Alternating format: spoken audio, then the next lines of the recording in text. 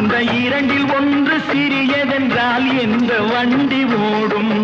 உன்னை போலே அளவோடு உறவாட வேண்டும். உயர்ந்தோறும் தாழ்ந்தோறும் உறவு கொள்வது அது சிறுமை என்பது அதில் அர்த்தம் உள்ளது.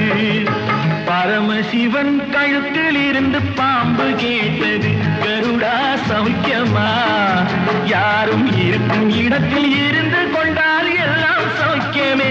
கருடன் சொன்னது அதில் அர்த்தம் உள்ளது.